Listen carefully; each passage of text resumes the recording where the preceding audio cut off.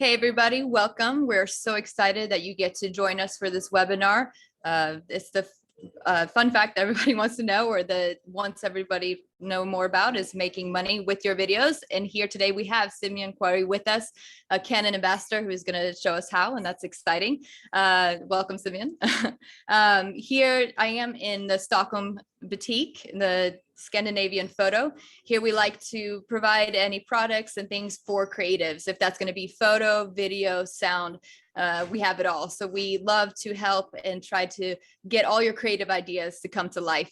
So if you want to come by our store, you're more than welcome if you're in Stockholm, or we do have our website, scandinavianphoto.se, as well as you can contact our customer service at info@scandinavianphoto.se as well. We'll be more than happy to help you with any products and things, and especially when you're going to gather these ideas from Simeon today and want to make them a reality. We're the place to do it. So we'll be more than happy to assist you in that. So today with Simeon, we're excited to have you here. We're excited what you have to share with us today. We do encourage you, while you're listening to this presentation, that you'll be able to, if you have any questions, let us know in the chat, and I'll be monitoring that, and we'll have a Q&A at the end of this session for Simeon. And we do also have our Canon technical, if there's any technical questions, with us. Kalle here from Canon is with us as well. So we're excited. This is going to be great. So just get ready, and we hope you guys enjoy the event. Simeon, I'll let you take it from here. Or maybe. Hey everybody, how you doing? Really good to hang out with you. Thank you very much, Scandinavian Photo, and also to Canon for allowing me to hang out and spend some time with you. Normally, of course, we would be here in person, and I'd be with you in person. The upside, I guess, of the times that we live in is that you may be sitting in a comfortable sofa at home. You may be at work, looking at me on one screen whilst you're officially working on another. This is, I guess, one of the things that happens because of the changes of the times that we live in. You know, the last 18 months, nearly, for a year and a half, it's been absolutely crazy. And I bet that you, like me, have found this period a challenge, right? We found it a struggle in some ways, because for some of us, work has slowed and then it stopped. And then the world that we see now doesn't quite look the way that it did look before. And so we have to adapt. Some of you were in the middle of setting up something new, and the timing has meant that that's become more difficult. For others, we were in the middle of doing something, it felt like we were getting somewhere, and all of a sudden those things ended up changing. But I have this massive feeling of huge optimism with the times that we are, or that, you know, as the markets and everything starts to change. I'm very, very positive. And my hope is that as we go through this particular kind of, session, we all come out feeling uplifted, right? And ready to push on using our technical skills, our creative skills, and also applying a bit of that business brain as well, so that we can do better for ourselves, also for our families. Does that sound good? I really want everyone to, because normally I would be able to see you all, right? And I would be able to see your facial expressions, and that keeps me going. But what I would love is to utilize the chat. So what I would love to do, and also utilize the question and answer as well, but just I'm going to have the chat box up and running, I think. And I just want to check that it's working for me. So would you please do me a favor? Those of you in the room now, unfortunately, I only understand English.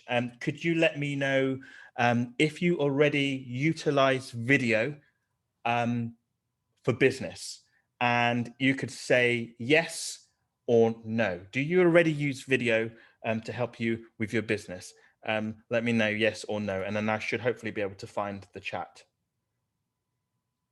Brilliant, brilliant. And that allows me to try and move this so I can see it all. Here we go. All right, they are in. I'm loving this. And I feel like I have an audience in front of me, which I like. So we've got Anna says yes, Johan says yes. We have no from Anders, that's cool. No from Lil. This is great. Okay, so we've got a massive mix of individuals, right, within this particular session, which is exactly what I love. I would also like to know, for those that are kind of either using the video from a work perspective or perhaps considering it, is there a particular area that you are really interested in? It might be that it might be related to weddings, it might be related to brand films, it might be related to social media or presenting. That would be great if you could drop that into the chat, please, now. Okay, online courses, commercials, brand films, educating, liking that, sport, business to business. That's fantastic. Storytelling. On the business to business, I would love to know what you mean by that. Promotion videos for businesses, online courses, live streaming, education, corporate shoots, storytelling, products, OMG, social media. Okay, really cool. All right. So newbie, anything. I love that. That's a great answer. Great answer. Product, sport. Okay, brilliant. Welcome. So I'm going to start off with a little bit of my journey into the industry. So for me, I started off in weddings, and I navigated my way through wedding photography and filmmaking, and then ended up moving from wedding and filmmaking into corporate storytelling for businesses, and now and in social media. And then I'm now involved in education and utilizing video and interactivity for education. And yes, some of this has also touched on product as well. So in some ways, my story over the course of the years probably touches on many of your own experiences or the areas that you're trying to focus on. And for one or two of you that said, look, I'll do anything related to video, of course, that was me at the start, right? The key thing is, I guess, do you know what I'd love to know actually is, how do you feel right now? I would love to know if zero is you're looking at trying to earn money through video as you are very concerned and worried about it, or finding it very difficult. Zero. And if you feel like, yeah, I got this, I'm rocking it, it's 10. So 0 to 10, can you drop in the number into the chat now, please? That would be great. That's cool. Brilliant. And I like honesty is good as well. Brilliant. Cool. 1s, 3s, 2s, 0s, 5s, 6. Okay. Yeah. Second job. That's brill. That's a good way of doing it as well. So that resonates with me as well, right? Because that's part of the challenge that we end up going through is that the time we're living in right now, in some ways, yeah, it's really challenging, but it's also very, very exciting. So for me, I got involved in using, for me, video, really because I was in a really difficult patch. If I go back probably 15 years ago, I was doing websites. And at the time, I wanted to find a way of increasing the budgets that I was getting for the websites. And of course, I thought, you know what I could do is I could add some imagery to the websites, and maybe I could add some video services. And I wanted to expand and utilize my skills to be able to find a way of earning more on what I was doing, because video and photography was just going to be this little bit extra that maybe make me a little bit different. It so happened that after making that decision, I went through probably one of the hardest times in my life. I just got married, and all of a sudden my work overnight disappeared. I worked in very small, it was just me, and I had 2 interns that were working with me, and I had a little office, and my business went overnight. I had to get rid of my office. I had to say goodbye to my interns, and I had to go through the situation of my wife explaining to her that I was struggling to make any money. In fact, my wife was going out as a nurse, and I was at home, and I was a house husband, um, but I wanted to be utilizing my creative skill sets. So what I ended up doing is I started to experiment with doing some wedding filmmaking, and I did my first wedding film, and I loved it. I really enjoyed it. It was a very, very small budget, but very quickly over time, my budgets increased.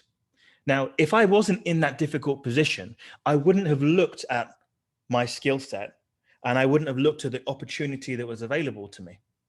And in the end, I started to do weddings, but in a very, very high standard. And Vivida, which is the business I now own, was actually started off as a wedding business. So that happened when I was in a really, really difficult time. And then the next really difficult time that happened to me was in the recession. And I started to, and that actually, when I was in the receptions, when I was trying to do the weddings, later on, I went for a few other difficult times, and I navigated those times to look at the market, work out how I could adapt using my skills, and always ended up, in the end, being in a better position. And that's my hope with all of us, right? Is that we come out of this period in a much, much stronger position. So as I think about this, one of the things that I ended up doing is very specifically looking at the technology that was available to me and trying to work out, well, how do I utilize technology in order to do better? And so I would look at maybe what was happening at the time when it was weddings were very boring at the time. So weddings were very boring. They were very old fashioned, and DSLR technology had recently come out. So I'd done a few weddings where I was using a shoulder camera, one of Canon's, but then the DSLR technology came out, and I decided that I was going to go for it. And I decided that I was going to really take a leap of faith, and I was going to invest in buying some DSLRs and trying to do video production differently. And if you remember, when the DSLRs came out, it was the 5D Mark II, they had a very shallow depth of field, and that look was very different. The cameras were also much, much smaller than the bigger cameras, which meant that I could place them in unique angles. I could try and find small sliders to try and get these really beautiful moving shots. And as a result, I looked at what technology was around, how technology had changed, and I took advantage of that moment. It was a very unique moment in time. So I always end up looking at technology in that way. I will show you a part of a wedding video.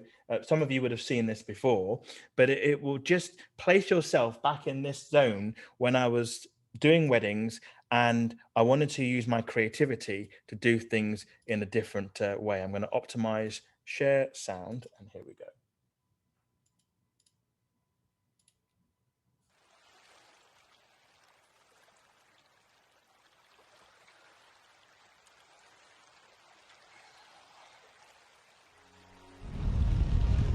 A friend is someone who knows all about you and still loves you. When I met Paul, he became that friend.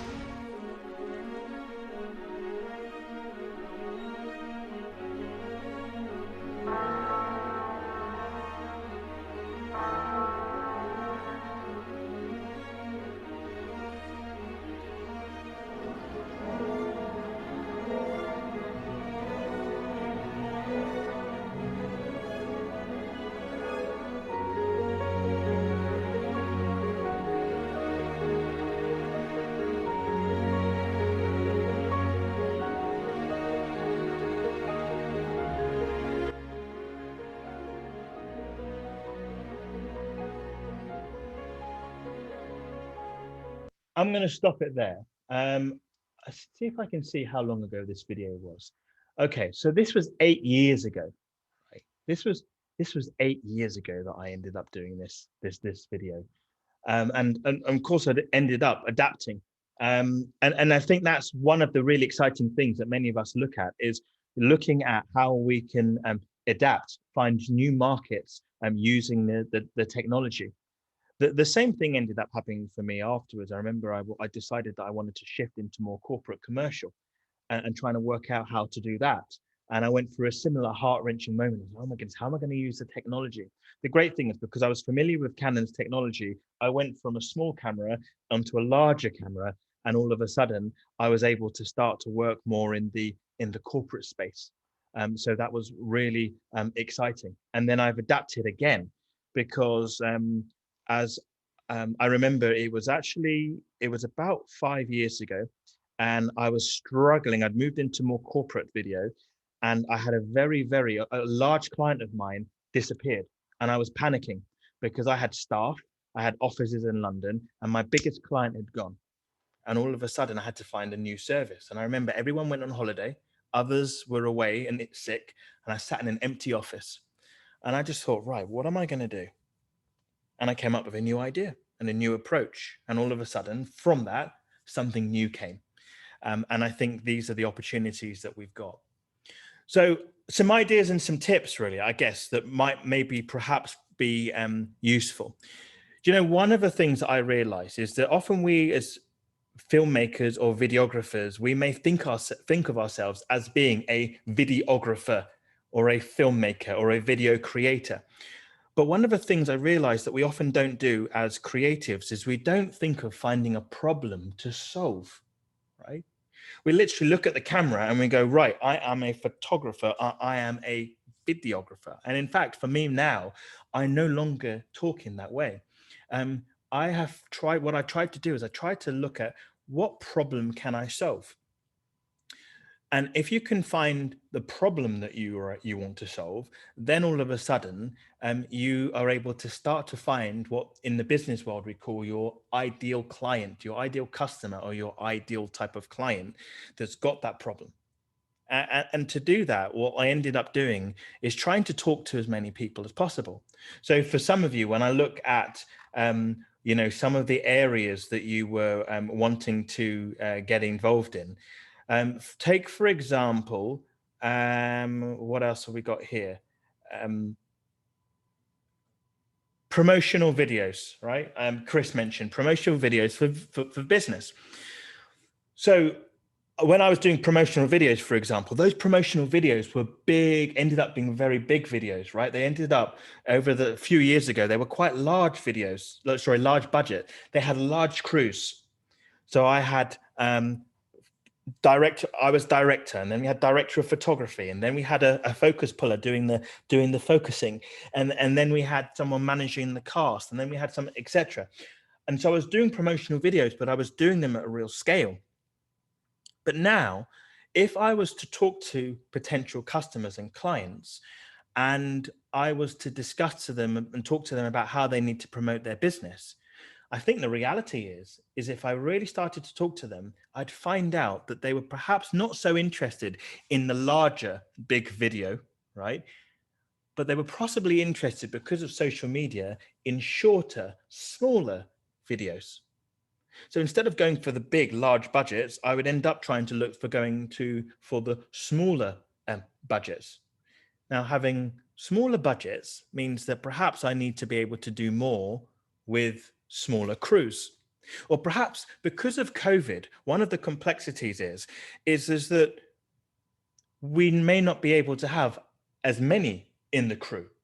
So they automatically perhaps are more open for the first time of working, even large companies, working with very small, nimble teams with 1 or 2 people. If I go back 2 years ago, 3 years ago, a lot of the big companies were going, oh, we want a production company that has a large crew, right? A very big track record. And we're looking for a large production with locations, lots of actors, right?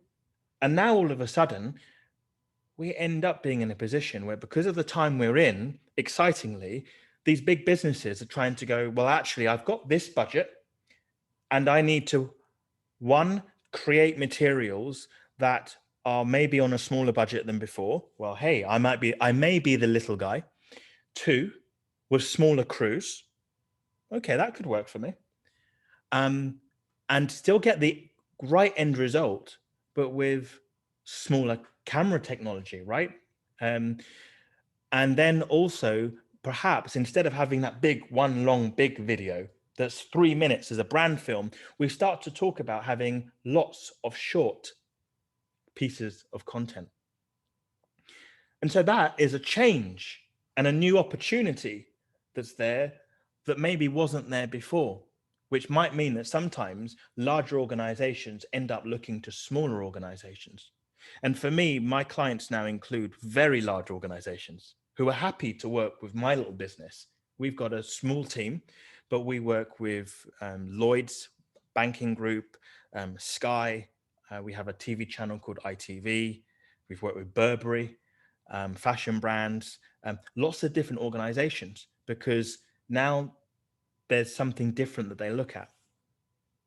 Now, from a technological perspective, start to think, well, okay, how do I still get the end result, but do so with a smaller camera?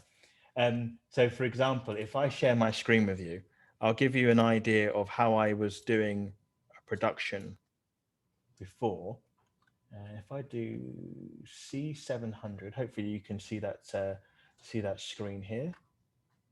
I'm going to see if I can find an example of a production where I was essentially using a much larger camera package. Let's just do C700. There we go. So this, for example, when I was doing shoots prior, I was utilizing much larger camera packages. Right? And when we were working as a crew, I had team members all supporting, controlling the elements of the camera. But now it's amazing, because now I think about how technology has moved on. I start to now move with much smaller cameras. So forgive me looking through my archives here. But let me take, for example, let's see if I've got a C70. Yes, there we go. All of a sudden, I'm now shooting a corporate video, right, on a C70.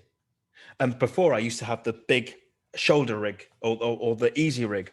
Now, because the camera's got inbuilt stabilization, I actually did a full interview in a very tight space using the in-body camera stabilization. Now, before and also utilizing the autofocus, because now I could do an interview, have the autofocus going, and be handheld with the stabilization inside a really very, very tight shot. I look at the difference between what I was utilizing previously and then what I'm able to use now. I was able to create a fantastic end result with a smaller budget, with a smaller crew, and still get all of my options for things like grading where necessary as well. And that's because, a bit like when I adopted DSLR technology with weddings, technology has changed and it's shifted. And I tend to try and steer into technology. So I try my best to keep up so that I can work out how to adapt. One of you mentioned live streaming as being something that you ended up you've been considering, and live streaming for me has been something that has been very, very key and very, very important. I'm just trying to see if I've got an example here. We ended up over the course of COVID realizing that, a bit like I'm doing with you right now, that live streaming was an opportunity and that could be utilized. And so one of the areas where I did this on a basic level was, one, as I'm talking to you now, the setup that I've got with you right now is actually how I talk to my customers.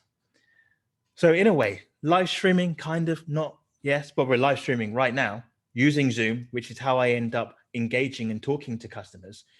Well, now this becomes a massive differentiator, because can you imagine when I'm talking to potential customers and I'm I pop up on the screen. Everybody else is in there.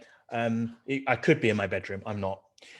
But the camera quality and the look, because yes, I've got a light, you know, in the right place above me. I've got myself a decent microphone plugged into the computer. I have another option, for example, of another light. And as a result, when I jump into my meetings, I have big companies looking at my little tiny business and going, "Oh my goodness, wow, you're on a you guys are on another level." They trust me when I'm starting to talk about, we're going to do this production for you, and I'm starting to ask them questions and talk to them. All of a sudden, they are trusting me in the same way that they would trust a very big agency or a very large organization. Why? Because now I don't have the worry of thinking, I need to have my big offices in London. And when a client or a possible client comes to do the meeting, I need to call up all of my friends and contact people on Facebook and come and say, please, can you come and sit in the background so that it looks like we've got lots of team members and staff? No. What we get to do now, because everyone's in their bedrooms, in their kitchens, working from home, all I have to do is make sure that I appear better than the other people that maybe they're talking to. So even my background here, it looks very glamorous, right? But the reality is I have got a board and I have printed out, I've just printed out some images, right, that are related to the projects that we've got. And all of a sudden, I'm Simeon, the storyteller, right? And companies talking, whoa, what's behind you? Oh, this is the work that we're doing, and this is the brainstorming, and this is the mood boards. The secret is these images haven't changed for the last 18 months, right? But it creates this feeling. And this is where I've gone and started looking at my camera. So right now I'm on a C200, right? I've plugged in with the cable directly into a Blackmagic web presenter for ease, because it was quite cost effective. And there are other options as well, Cam Link, and there may be various other options that Scandinavian Photo have. But being able to, in fact, even Canon has got almost like a web presenter, a product where you can just literally plug it directly into the computer. And all of a sudden, our aesthetic value is shifted, which makes it easier for me to sign the deals. But it also, for me, because I do public speaking, that also helps. The other thing I do is this setup that I've got right now, I'm utilizing it for social media, and making sure that I'm using and leveraging social media and making sure that my aesthetic value, the way things look, is different to the mobile phone. So when we post something, or I post something, it automatically looks much better. And then when it comes to live streaming, I'm trying to push that boundary as well, because it becomes a very good new opportunity. And please feel free as well to chuck questions in the chat, because I would normally be seeing you and seeing your faces, and I would be responding to your facial expressions and getting questions. So please, if anything I say resonates or makes sense, let me know in the chat. And at the same time, if you have any questions as well, please feel free to drop it into the chat as well. That helps me out and makes me feel like I'm not talking to myself. So I'm going to see if I can just give you an idea of on my screen of some behind the scenes. Yeah, there we go.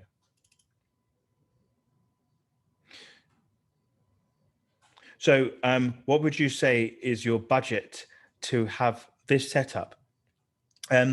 So for my setup here, I think one of the things for me is, and I think Scandinavian Photo will probably have a package that's laid out for you that will give you a number of options of different budgets depending on you know, that from a production standpoint.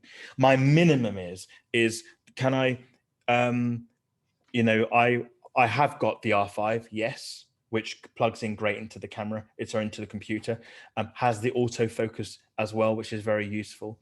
And then it might be the you know, having a nice sensor. For me, any of the Canon cameras in general have got a really good look and a much better look than any web camera.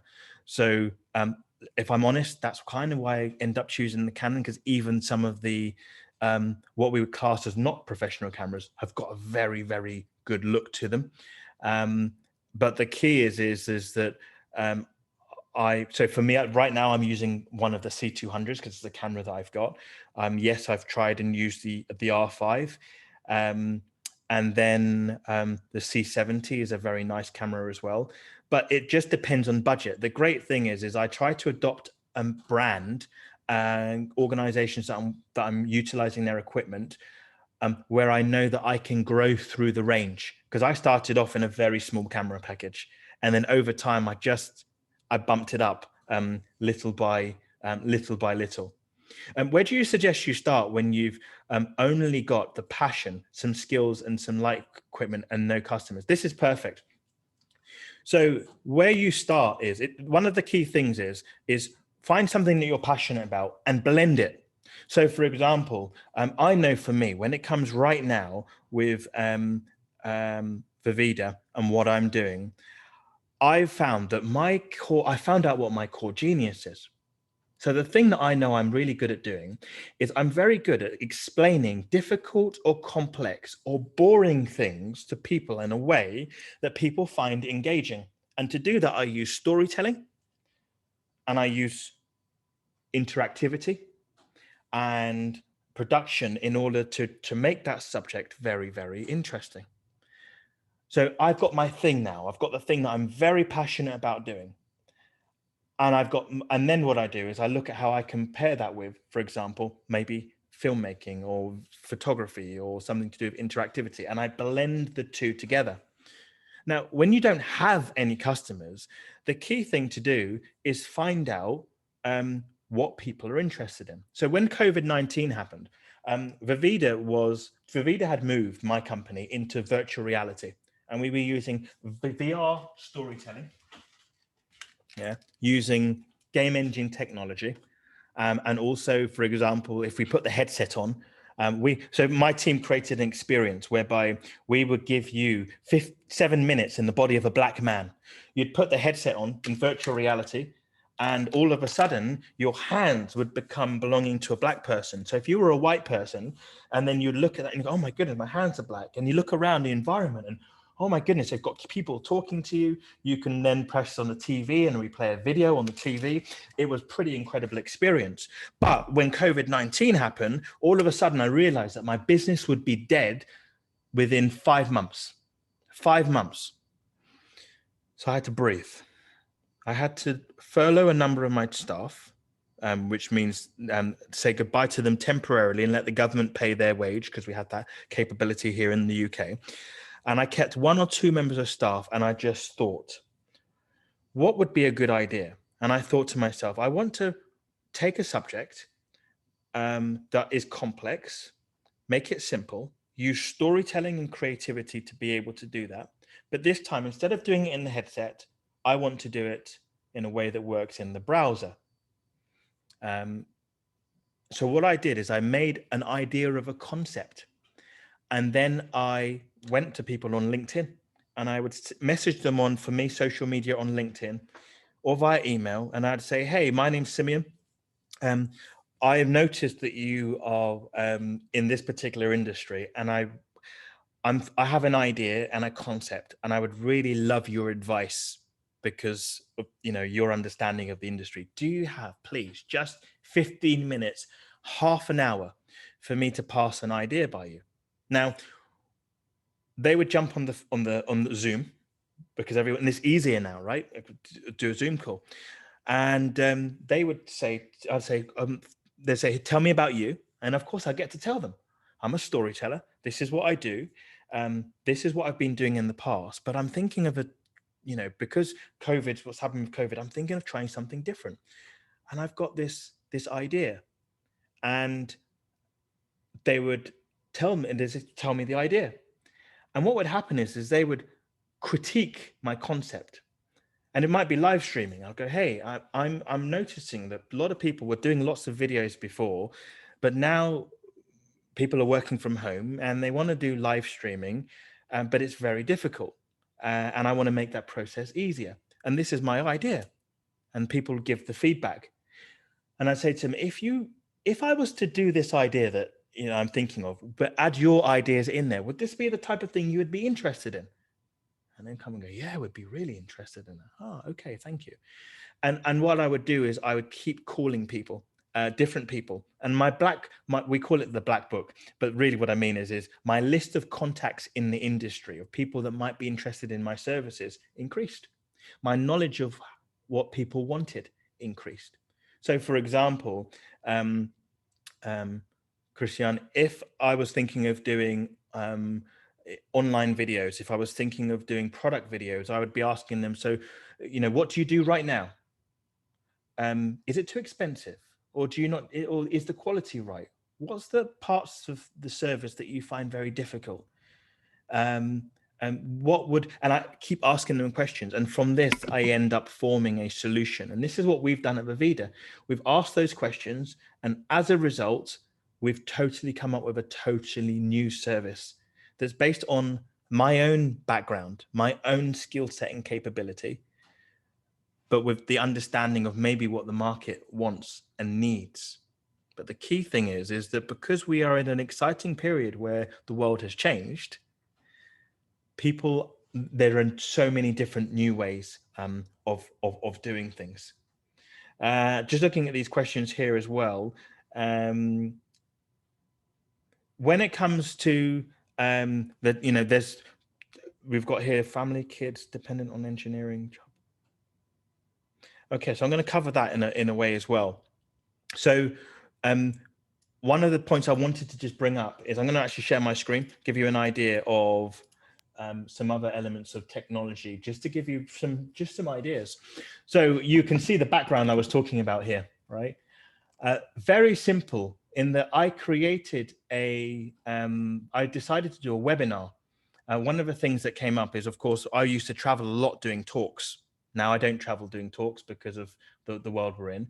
But I thought, do you know something? What we're going to start to do is we're going to find a different way of doing things. And I'm going to create my little setup, which you can see here behind me.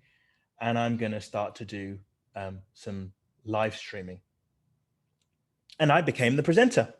So one of the things I ended up doing is presenting for Google and companies like EY and other organizations around the world. And this could just as easily be my garage, right? Depending on the space you have available. I'm right now in a unit, and what I've done on the ceiling, I have used fabric, black fabric, and I have covered all of the windows with black fabric. So my environment goes very black. And then I've added my lighting. I've looked at my cameras and my technology, and I have created, utilized the skill set in order to create a different type of service. Behind the scenes, just a little bit here as well. And I'm just going to stop sharing so I can share, but without sound, so I can see your comments here as well at the same time. And just make sure I try and respond to those. So if I do this and this, then I should hopefully still have the chat going, possibly. So this is me doing a live stream for an organization. One of the things I mentioned to you earlier is that I like to take complex subjects that people find difficult to understand and break them down in a way that's easy to understand. So I ended up doing that with video, but because of COVID-19, it's very difficult for me to start to get presenters. So I became the presenter. And we would utilize technology like this is an A10 Mini, for example, with the ability to switch. The monitors that I had, all of a sudden, I put the monitors that would normally be out on the field, on location, and I just used them in my studio. And I started to look at the things that we had and try and find new ways of using even the equipment that we had. And all of a sudden, I found that I had totally new ways of using the technology, but new ways of making money and making revenue as well. And here I'm talking about Black History Month and racial equality. Right? Other times I might be talking about, for example, cybersecurity and trying to break those things down. So there are just these little things that we can do that really start to make a difference. And it doesn't all have to be with lots and lots of equipment. This screen could just as easily be your TV, right? Plug into your TV. If you've got more than one TV, bring it off the wall and utilize it. And before you know it, you have setups that you're able to, you're able to utilize and start to make a real difference.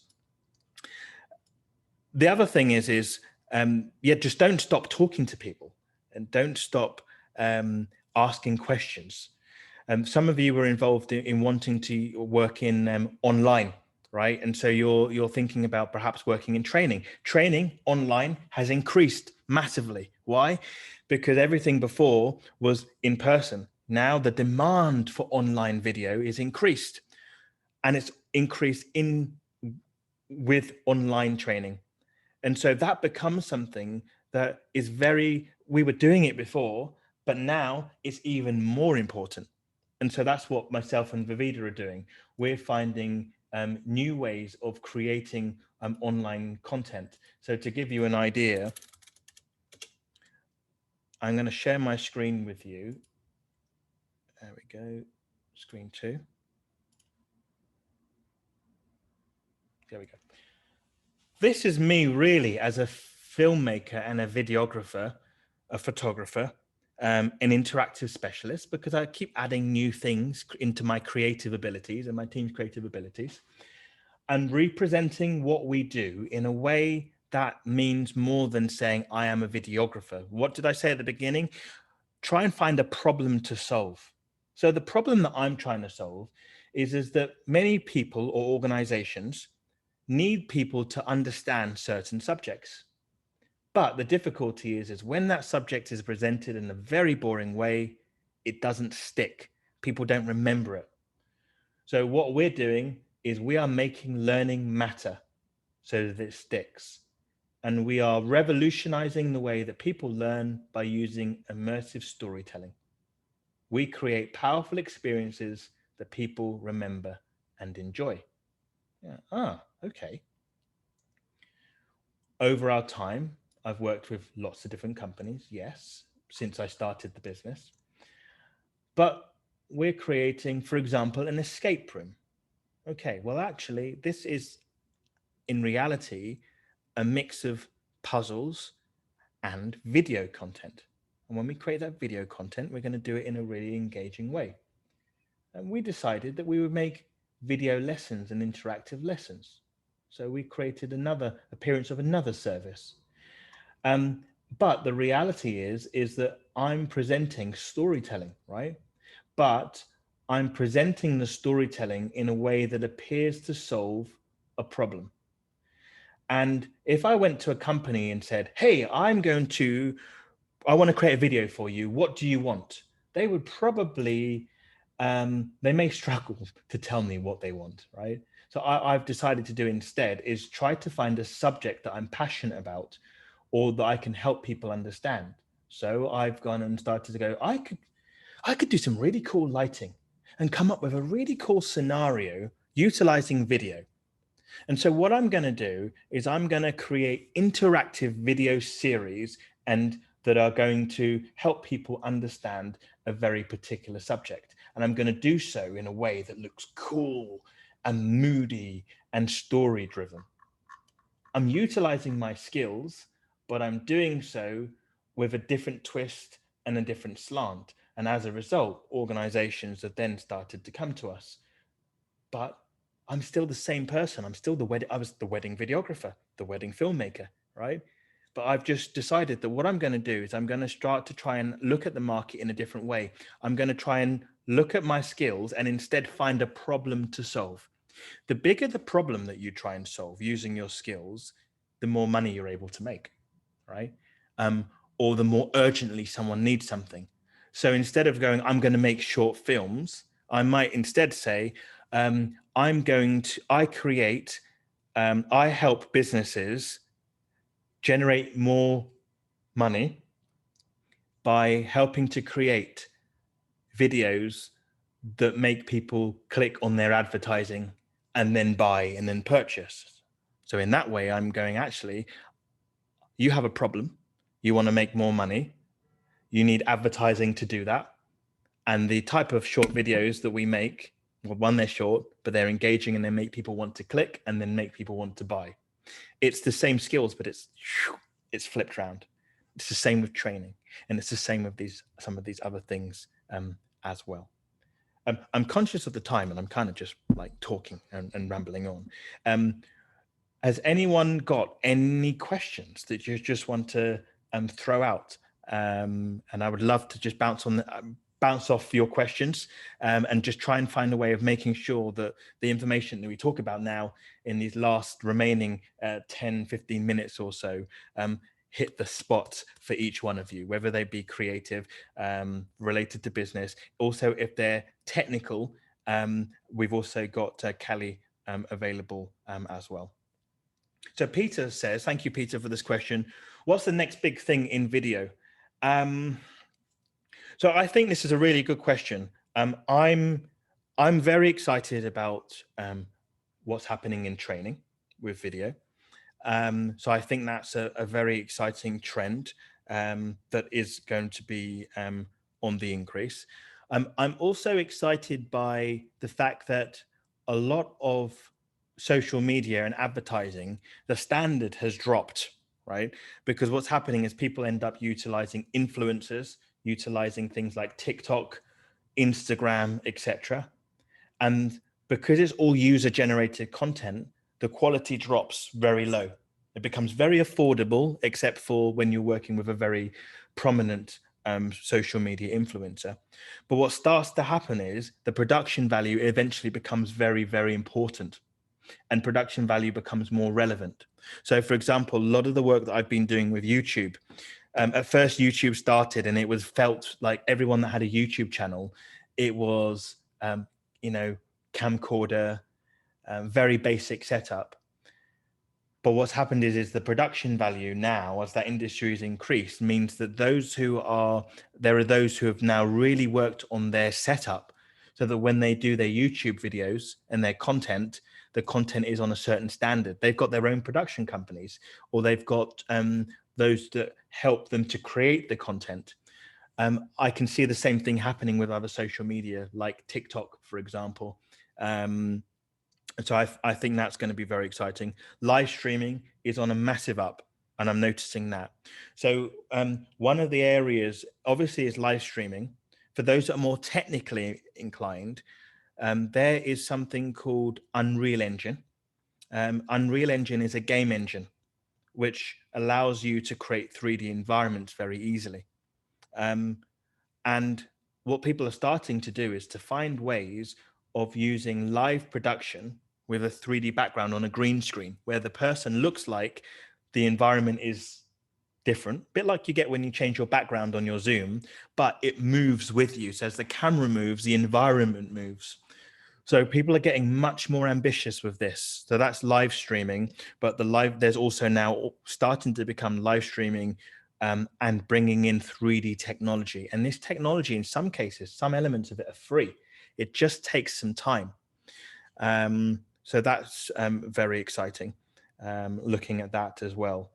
Is there any other areas that massively excite me? Of course, as camera technology gets smaller, more affordable, and you end up getting professional capabilities in really, like the fact that we can do so much with an R5, and I can shoot 8K video, and I can shoot now C-Log 3, and cameras that you purchase have firmware updates that mean that the camera is a certain standard 1 month. A few months later, the camera technology is increased. A number of months later, it's increased again. Becomes very exciting, because it just means that we're able to start to do very high level productions, but with way smaller budgets. And what we're starting to see is smaller organizations are now needing video, and they're needing video on things like LinkedIn. How do they do that? They can use their mobile, absolutely. But where companies get noticed is where their production value is just that little bit higher. It doesn't necessarily mean, though, that the business model needs to be the same as it has been. So what I mean by that is we've always thought in terms of a production company going out with all of your kit and doing and filming the production and then coming away and doing the editing. As I've mentored some businesses, I've started to try and get them to think differently about the business model. Can you, for example, have your own camera kits and send the camera kits out to a client and give them some instructions on inside the box, you have your camera, your tripod, a light. Now let me show you how to set this light up. Okay, brilliant. Now let me connect with you via Zoom and I'm going to ask you and do the interview. And then press record. Brilliant. Now I want you to, and directing remotely, for example. Then put all the camera back in the box with the memory card, etc., and send it back to us, and then we'll edit it for you. Is that a different model? Can you start to look at a business model whereby instead of, I'm going to show you a document that's kind of confidential. I know this will probably be streamed later, so I'll make sure I only show the right slides. Can you start to think about your business model in a different way? So one of the things that I was doing before is I was trying to get, I would try and find a client. I would sell to them my business service. Hey, I want to film a video for you. What videos do you need?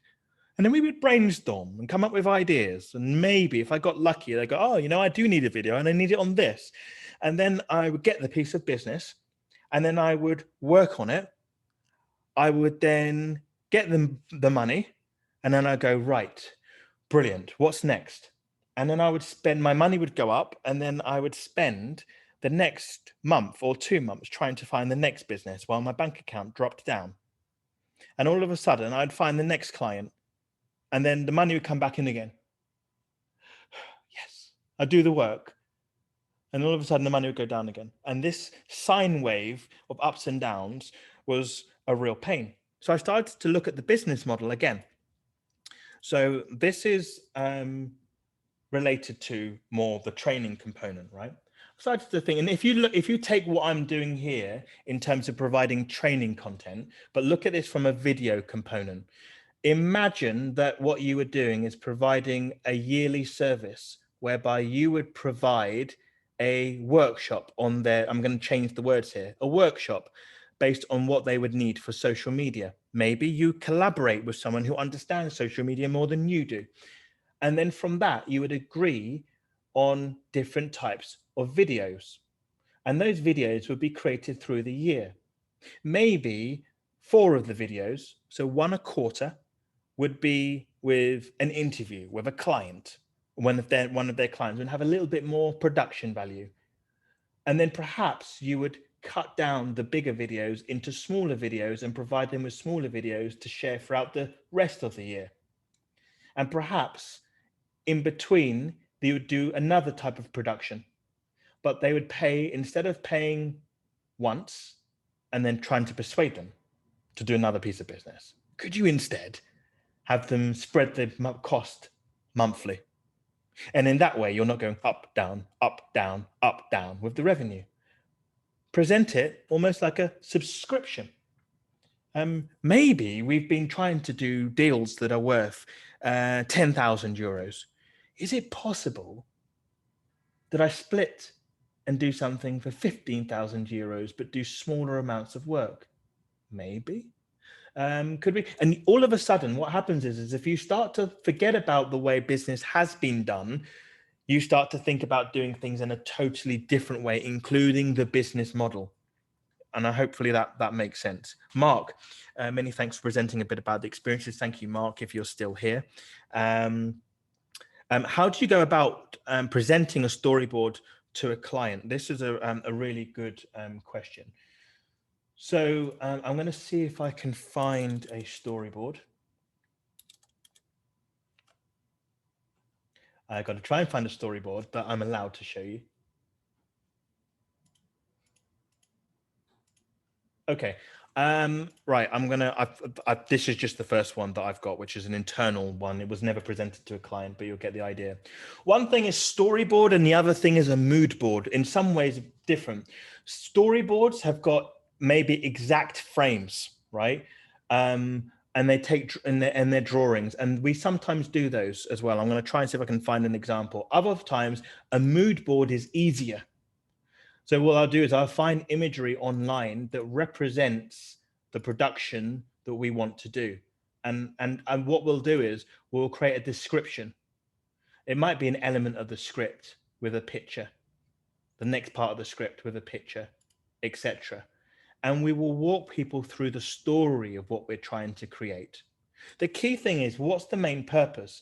A storyboard is trying to tell everyone in your crew exactly what you're going to do. Or is it to give people an idea of the mood and of the flavor of the production that you want to do? So I'm trying to see if I can find another proposal. You've got me on the spot now. Let's do EY proposal. Let's see if I've got VR DNI. All right, I'm wondering if this has got something in it. Confidential storyboard. Yes. Right. Confidential. Okay. Right. This is never going to be shared online, is it? Yeah, it will be. Right. This is a project that we did. And this is the old previous Vivida brand. So introduction. So we gave an idea of the concept. We wrote a paragraph that would describe the overall concept. Yes, I did pay a storyboard artist in order to create the frames because the value of the job was reasonably high. So it meant that I decided to spend $300, $400 on getting the images. Black and white images are cheaper than color images, for example. And then we walked through each part of the production, explaining how the production would work. Now, this could be done with this company. We had sufficient budget that I knew it was worth me doing the storyboard with pencil and being exact. Other times what we do is we go onto Google and I find images. The key thing is that you can take people on the journey. And so that's one of the ways that I end up doing it. The aim is to build, sometimes your aim is to build trust and get them to buy into an idea in the concept. Other times it's to exactly explain to people exactly how to do things. Yeah. Lovely. Any other questions on anything? I know I've gone over time, Sarah and team, or Sarah and team. Hopefully you forgive me for that. Any moments for any last questions in there? I'm also available on social media as well under my name, Simeon Quarrie. So please feel free to ask any questions. Simeon, I think we have a couple questions that you hopped over or that we can possibly get. There's one that says, is there enough work for everybody regarding the new needs? You want to touch on that? My answer 100% is 100% definitely yes. The reason I say so is because the demand has increased. If you look at how much video is being used way more than before. So because everyone's now needing to stream events, businesses are not going back to the office in the same way they were before. They were mixing. They're now mixing it. So even companies that used to do meetings internally for big companies, they're now needing to do it internal, but also broadcast externally to their employees. Not even external, but they're needing to do it to their employees.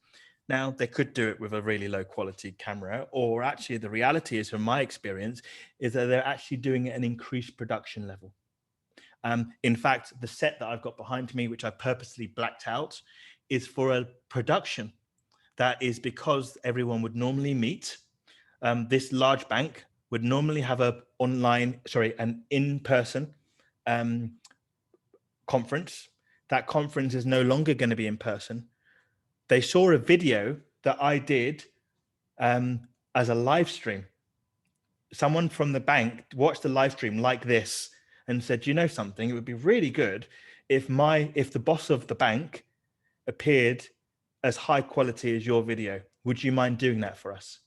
And do you know what I really liked? In your talk, you were talking about storytelling. Can we do something with storytelling? And we went, yeah. And as a result, behind me, I've got a set that's built out that will be used for the purposes of this presentation. Then we start to think about new ideas and new concepts, new ways of doing things. We've brainstormed. There's definitely 100% enough work, because I actually think there's more work than before. But the key is make yourself different. So don't go in and become hypnotized with just the latest YouTuber or trying to copy exactly what someone else is doing. Step back, Christian. Think, what is it that I'm very passionate about? Is there another area where I could become an expert in that area? So, for example, I spoke to someone who had been trained as an educator for veterinary nurses, and he had decided to give up on being a vet and become a videographer. And I said to him, how is he doing? He said, I'm doing okay. I'm doing good. I'm doing some brand films for a beer distillery, and I'm trying to get another piece of business in this area, and I'm trying to do a brand film and a music video. And I was like, wait, you have trained as a veterinary nurse? Yes. Do you know how many vets would love to have a video from someone and a company that actually understands the industry? And do you know how many veterinary nurses or vet practitioners need to train their staff with regard to specifics and changes in best practice for operating on animals, or updates in the medicines? I said, lots. So I said, take your expertise and become the expert veterinary production company. I spoke to him 6 months ago, and his business is now almost bigger than my business. The reason for that is that he took his understanding of filmmaking and he looked for the thing that he was an expert in when nobody else is going to be able to compete with him. It doesn't matter what camera this other company has got. It doesn't matter how many years this other company's got in the industry. It doesn't matter what pop star this particular other company has done business for. The moment you see his business and you are a vet company and he starts talking to you about your business and using the right terms and the right language, the only company that they're going to want to go for is his company. And all of a sudden, he's off. So a long answer to a short question. That's awesome. I think we're going to take one more question here. It says, where would you recommend to start for someone who doesn't have experience with photo and video? Ooh, the key thing is just start. Just start. Because the problem is it's really difficult to know where to start. But once you start, that's when you then start to work out, what skill sets you need. So I guess you've got different options, just to throw a few out there. One, I think the advice I've given on looking at an area that you really are passionate about and enjoy, who's there in that market? If you focus on that, your area of passion and interest, or your area of expertise, or perhaps you've done another job, right? And you really, it could be that you've worked in coffee shops, right, as a waiter. The reality is, or a waitress, is you understand what's important to the coffee shops. So to be able to go and then just get started with understanding, one, have yourself a starter camera. So the first thing I did is I went and I bought a camera, a lens, a microphone, a light, and a tripod, right? I bought just the basics. In fact, the microphone came later for me. but I just bought the basics. And if I couldn't afford the light, no problem. I would just make sure that I put someone in a situation where there is good light. But it was enough to just have the basics and start to play, to film. I actually started off, embarrassingly, I don't tell people this, I actually started off filming myself.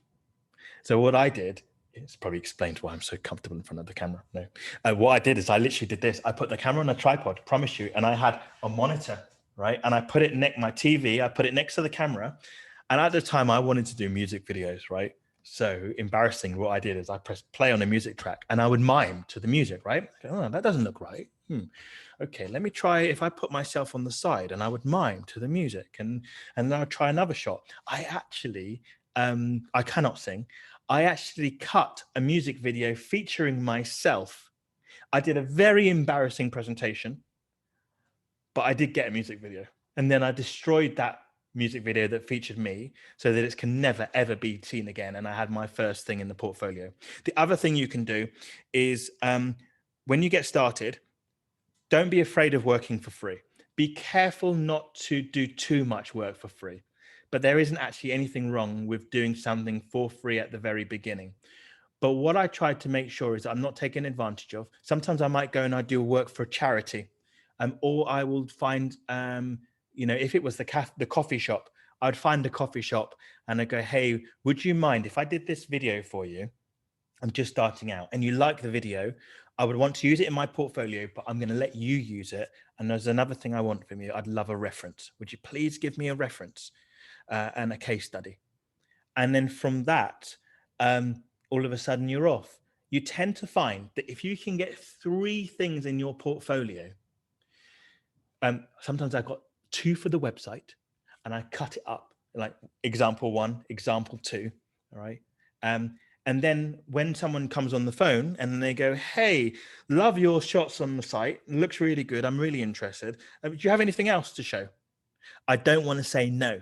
I want to be able to say yes. So that's where my number 3 comes. I go, yeah, of course I do. Yeah, 100%. And in fact, I've just got one here. And I would show them that extra one, 3. And they normally don't go, let me show you something else. I find that when you've got the 3, 2 for promotion, and the other one that no one else has seen that you have in reserve for the meeting, all of a sudden you end up off and you can be in a good spot. So hopefully those couple of tips are helpful. Awesome tips. That's great. One last question, and then we're going to round it off here. Thank you guys for being with us. We're going to say here, it's one from Christopher. He says, do you sell stock footage as a side income? And if so, do you have any advice? The answer for me is no. What I try to do is I try to concentrate now on as few things as possible because I've worked out. So what happens where you are right now, Christian, is that you are planting different types of seed in the soil and you are going to work out which seeds sprout. So you try a little bit of everything. Try not to do too much because you'd never become good at anything, but you're going to be trying a few different things and stock can be one of those. The stock environment right now can be quite competitive unless you get access to some interesting locations or an interesting theme. But there's some cool sites at the moment. I've just found a site called ArtGrid. ArtGrid, I'll type it in the chat. This gives you an idea of how high the production value for stock can be. So it doesn't necessarily mean that it's the easiest place to start because filmmakers wanting and editors wanting to use video footage they're professionals and they're used to seeing professional quality imagery. So making sure that you've got the right standard. Many who are experienced with using the Canon technology, this can be a great way of you making some side money because you've got the technology. So you build up this other bank of creative imagery, and then you can make a side income off it. As a starting point, it's not necessarily a place I would start because actually, ironically, end customers often have lower expectations than someone who's looking to use stock imagery. Perfect. I'm going to come on here and I'm going to say thank you so much, Simeon, for this wonderful webinar. We've seen even in the chat, people are very thankful and grateful for all the tips that you've shared. I know for me, it's been very inspiring, even just to see how you make an opportunity out of things that you might even see as problems like the pandemic and things like that. So that is awesome. Definitely have taken things for myself, and I know that other people in this webinar have as well. So thank you again for your time, and everybody that joined us, thank you so much for being with us. We do have other events too on Scandinavian Photo, so make sure you check those out. I know that we did mention about the packages, or some people were, how do I get started? And Simeon has some wonderful ideas. We also do have, where you can call in, or you can, again, come into the store. We do have different stores, not just Stockholm, and just see, and we will be happy to help you out with lighting, with sound and video and things like that, because it is really possible to get started. I don't know, Simeon, if you want to add something to that. Yeah, so one of the things that I also did is, in the pandemic and in these periods, my aim is to become better than I was before. Right. So I've actually bizarrely invested more now than I had done before. The reason being, it can be a perfect time to experiment, perfect time to learn, to have conversations with people like yourselves. And for those that are not so experienced with the kit, what I did at the very beginning is I found people like Scandinavian Photo and I asked them questions, right?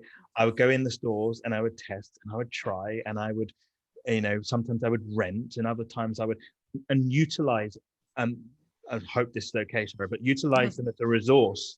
Right. Ask the questions to try and find the right matches for you and your budget.